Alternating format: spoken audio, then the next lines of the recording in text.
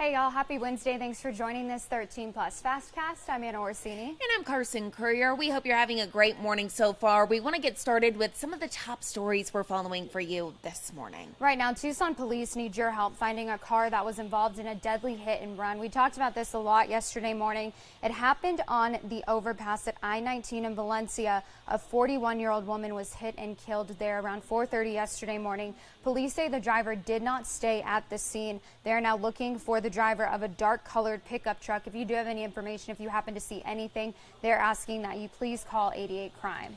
And President Biden will be arriving in Arizona later today. It's ahead of a speech tomorrow to honor the late Senator John McCain. The president will be joined by Phoenix Mayor Kate Gallego and Congressman Greg Stanton. An U.S. soldier who crossed into North Korea 2 months ago is now back in American custody this morning. Travis King was expelled from North Korea this morning. Now, he had walked into the country from South Korea during a tour of the joint security area in July. There's still a lot of questions this morning about why exactly he went into North Korea in the first place, and he could still face punishment here at home after being declared AWOL by the U.S. government. And tonight, the second GOP presidential debate. 7 Republicans will be participating, but that does not include former President Donald Trump. Trump has announced that he will skip the event and instead travel to Detroit to deliver a speech. The debate will take place tonight at 6 o'clock at the Ronald Reagan Presidential Library in California. And we have First Alert forecaster Allie Potter back with us today. Still looking at triple digits, unfortunately, but there is hope because next week looks real good. It does, right? And even later on this weekend, I will say I missed the pink memo, but I brought this. You're still on brand. But yeah, I will say hot coffee early in the morning, mind you, because we're seeing some of those 50 degrees, really, mind you. But flirting with record-breaking temperatures. By the way, we tied that record yesterday at 104. Today, we're on par to break that record. 103 is our forecasted high. That record back in 1994 at 102. Keep in mind, though, our average is 92 degrees. Right now, though, temperature is not too bad at all, and it literally just feels like Groundhog Day every time we talk because this time of the hour, everything is amazing, right, temperature-wise, and then it starts to really heat on up in the afternoon. 87 degrees right now in Tucson, 80 for Nogales, 91 if you're in Marana, 85 for Benson, 83 degrees for our friends down in the Bisbee area. Now is the time to take any type of hike because we'll start to increase in temperature around that 2 o'clock hour, triple digits back in the forecast by 3 o'clock, 102. Somewhere in between 2, 3, 4 o'clock, we'll see that 103 degree mark. So we're technically still in monsoon, believe it or not, right? Crazy to think of. Exactly. The season extends through September, mind you, but we don't have any type of inkling of moisture whatsoever. So how have we done so far? Well, so far, only 4.73 inches of rain. Normally, we should be closer to that 6-inch mark, which might put us on the board as one of the driest, or at least somewhere in between there. Not, mind you, last year, in fact, it was 4.94 inches of rain. But it could be worse, right? We're always talking about it could be worse, right? We got to be positive here. You could be in other parts like Sierra Vista. They're way behind the ball when it comes to that. 8 inches there. They've only seen 3 inches of rain. And then also in the Nogales area. Unfortunately, not tracking any type of rainfall, though, today or the rest of our week. Taking a live look at our satellite radar, just dry, unfortunately, continuing. But cooler temperatures are on tap. We got to get through today, though, folks. Those triple digits continue, and of course we are on tap to break those records. Those gusty winds will come into effect starting on Friday. 22 mile per hour wind speeds, 34 on your Saturday, 31 for Sunday, and continuing Monday even into Tuesday. That 7-day forecast, not too bad next week. But again, we got to get through this week. 103 today, 99 for Thursday, 97 on your Friday. The weekend looking great, 93. We will see those breezy conditions, though, back in the forecast continuing. But the 50s for your overnights, not too bad. A little bit on the chilly side, mind you. Yeah, 58's cold. I know. Cold too. I know. So know. I'm like, maybe not. Especially like a shock to our system Absolutely. after dealing with all of these record-breaking days. Right. The dogs are going to be like, yeah, maybe not. My dog's going to be like, right back inside, Mom. I'm not Exactly. doing this. And Yes. you're a dog too, Carson. Well, thank you, Allie. Absolutely. Thank you so much. Yeah. Well, speaking of that monsoon or lack thereof, it's hard to believe that monsoon does come to an end in a couple of days, and there was a lot of damage actually this year compared to years before. So we want to take a look at those numbers real quick just to kind of see how monsoon went in terms of Tucson Electric Power and the damage that they saw. So they say that this year 275 poles came down. Compare that to in 2021, there was 177, and then in 2022, 85. So TEP says that the number 85, so last year, is actually a lot closer to their average, so well above it with 275 this year. I know during monsoon, or I guess we are still in monsoon, as you just mentioned, but some of those really bad storms, the wind gusts, those microbursts, it was really serious. I was surprised how I didn't lose power because I felt like everyone was. It was crazy. Absolutely. Well, our very own Jack Cooper spoke with Tucson Electric Power about some of these issues they ran into this monsoon and some of the ways they're trying to better prepare for the future. Here on Campbell, north of Skyline, this was one of the most hard-hit areas really all throughout monsoon over the last couple of months. At one point, over 20,000 people lost power. And then also at that same time, over 15 of these poles were knocked over. They've now been replaced with these metal ones that you see standing here. And that's something that leaders with TEP say that you can see a lot more of around town.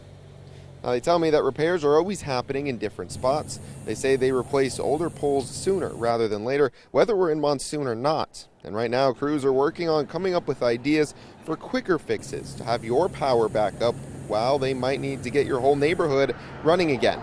Now, we know monsoon can accelerate things and knock more poles over quicker. We understand, just how hot it is during the summer as our folks end up working out in that heat around the clock trying to get the lights back on. So, we did look at where storms occurred, where damage occurred, and we try to prioritize what sort of improvements we can make to try and avoid those problems in the future. Now I want to come back to these metal poles for just a second, and leaders with TEP tell me that usually it takes about 20 to 30 minutes to get a hole dug and get the pole up and running, but you see how rocky the ground is up here in the foothills. That's something that they weren't prepared for. They say it was, instead of taking them 20 to 30 minutes, it was actually taking them hours just to get one pole up, and that's why it took days and even weeks in some cases to get the power up and running. Reporting in the foothills, Jack Cooper, back to you.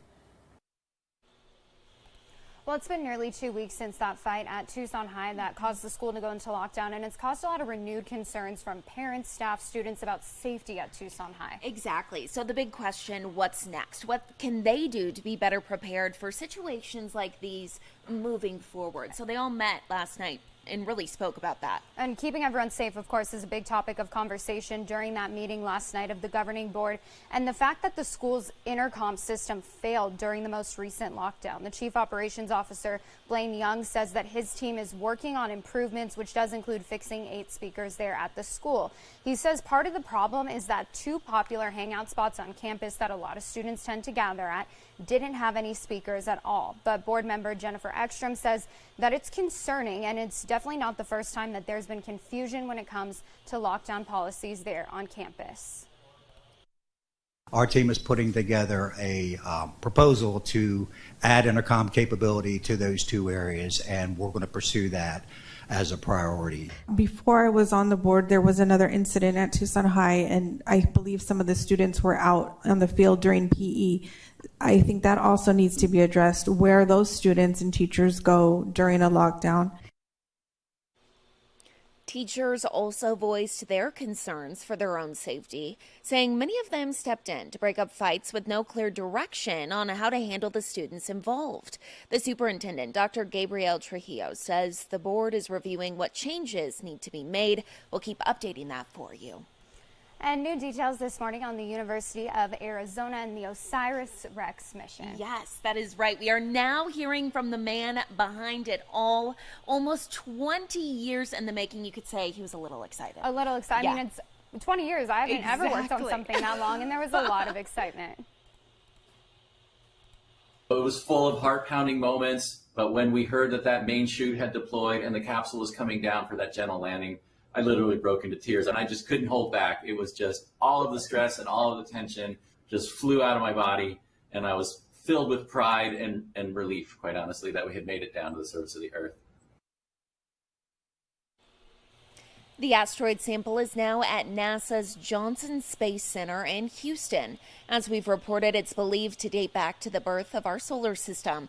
Researchers got a sneak peek of it yesterday, opening the capsule for the first time.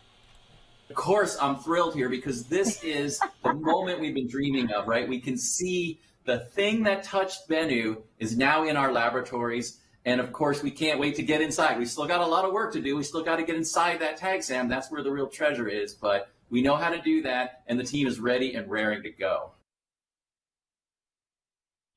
Now, while crews will not be able to see that main sample right away, the black dust that you see there kind of on the edge of it is most likely from the asteroid. So that will be the first thing tested as soon as today. And again, part of that sample will be brought back for testing and research, which will be done right here at the U of A. So huge congratulations to them. A lot of time and effort put into this, and a lot more in the future studying this asteroid sample. Exactly. I was actually at school at the U of A when they were talking about launching this, so super cool. Yeah, and cool to see it kind of come full circle. And now 100%. here you are covering it. How fun. Super cool. Well, speaking of space, a historic moment today. NASA astronaut Frank Rubio is back on Earth after a record-setting mission. He became the first American to spend more than a year in space. Rubio initially planned to spend just 6 months in space, but his Russian ride home fell through, forcing him to remain at the International Space Station.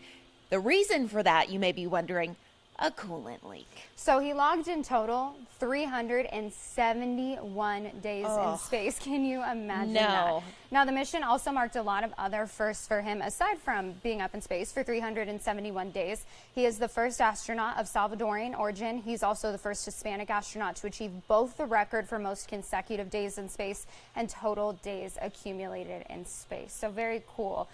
Wasn't the plan initially. He was just supposed to be up there, 6 months shorter than he actually was up there for. So exactly. I remember when we heard the news of this first break, he was talking about his family and not being able to see some of these firsts and these moments with them. So definitely a big congratulations to him for achieving all of that, but also, wow, I could never imagine. It's kind of a little bit of overexposure. Like at that point, you're like, can I just please go home? And he is back home and safely. So that's the most important news. thing. Well, taking a live look at it, Tucson right now, a little bit of cloud cover out there, the tiniest bit, but not going to make much of a difference. We're still going to see those triple digits today.